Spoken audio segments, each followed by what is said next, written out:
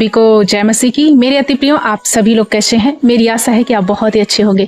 प्रियो, आज मैं आप सभी को परमेश्वर के पवित्र वचन से उत्साहित करना चाहती हूँ और मैं आप सभी को बताना चाहती हूँ कि आज के समय में हम देखते हैं बहुत सारे लोग ऐसे होते हैं जो बुरे समाचार को सुनते ही वो घबरा जाते हैं, या कोई ऐसी दुर्घटना या कोई ऐसा दुख समाचार जब सुनते हैं तो उनका हृदय स्थिर नहीं रह पाता और बहुत सारे लोगों का बीपी लो हो जाता है, बहुत सारे लोगों का बीपी हाई हो जाता है, बहुत सारे लोगों को हार्ट अटैक जैसी भी समस्याएं आ जाती हैं, इवन कि उनकी जान भी चली जाती है। वो अपने आप को खो बैठते हैं जब वो बुरे समाचार को सुनते। यदि आप चाहते हैं कि जब आप बुरा समाचार सुने तो आप उस अवस्था में घबराए नहीं परंतु आपका हृदय स्थिर रहे, तो इस वीडियो को पूरा देखना, अंत तक इस वीडियो में बने रहना। चाहते हैं कि आप परमेश्वर के वचन से कैसे स्थिर रह सकते हैं जब आपके जीवन में कोई दुख समाचार मिले तो उस घड़ी में भी आप ना घबराएं। उसके लिए आइए सबसे पहले एक वचन हम देखना चाहते हैं। भजन संहिता 112 अध्याय वचन नंबर 7 में कुछ इस प्रकार से लिखा है, वो बुरे समाचार से नहीं डरता, उसका हृदय यहोवा पर भरोसा रखने से स्थिर रहता है। कौन बुरे समाचार से नहीं? जिसने जान लिया कि प्रभु यीशु मसीह ही हमारा उद्धारकर्ता और दृढ़ चट्टान और हमारा रक्षक है, तो वो कभी भी ना घबराएगा और ना वो डरेगा, वो स्थिर रहेगा। यहाँ पर ऐसा ही वचन में लिखा गया है कि वो बुरे समाचार को सुनकर के कभी भी घबराता नहीं। बहुत सारे वक्त आपको ऐसी कोई दुखद समाचार मिलेगा या आपका प्रियजन आपने उसको खो दिया है या बहुत सारी ऐसी समस्याएं जो आपके जीवन में आती हैं, उस वक्त आप घबरा जाते हैं।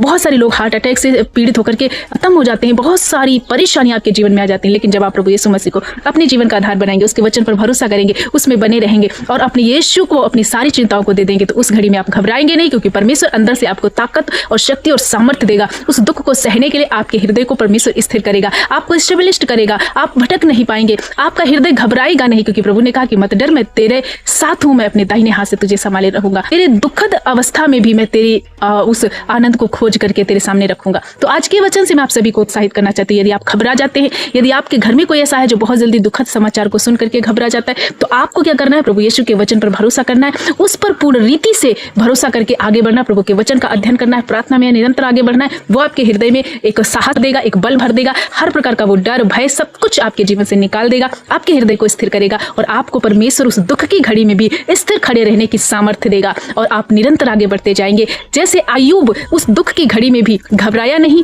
परमेश्वर को नहीं कोसा, किसी पर ब्लेम नहीं लगाया, परंतु स्थिरता से खड़ा रहा, परमेश्वर की बड़ाई करता रहा और अंततः हम देखते हैं अय्यूब के जीवन में बड़े प्रतिफल को परमेश्वर ने दिया और अय्यूब ने जो पहले था उससे दुगना आशीष को पाया। क्यों? क्योंकि वो स्थिर था। उसी प्रकार से आप भी जब स्थिर रहेंगे अपने दुख में और प्रभु पर भरोसा करेंगे तो परमेश्वर आपको स्थिर करेगा। तो मैं आशा करती हूँ कि आप सभी लोगों ने आज के वचन को सुना है और बहुत ज्यादा उत्साहित हुए हैं। ये वचन ज्यादा से ज्यादा अपने प्रिय लोगों के पास शेयर कीजिए, ताकि जो लोग घबराते हैं दुखों को सुन करके या दुखद चीजों को, दुखद बातों को सुन करके डर जाते हैं, परमेश्वर उनको स्थिर करेगा, परमेश्वर उनको ढांढस और हिम्मत देगा। मत घबराओ, मत डरो, प्रभु के पास आ जाओ, वो आपको स्थिर करेगा, वो आपको उस दुख से निकालेगा, वो आपको सफल करेगा, वो आपको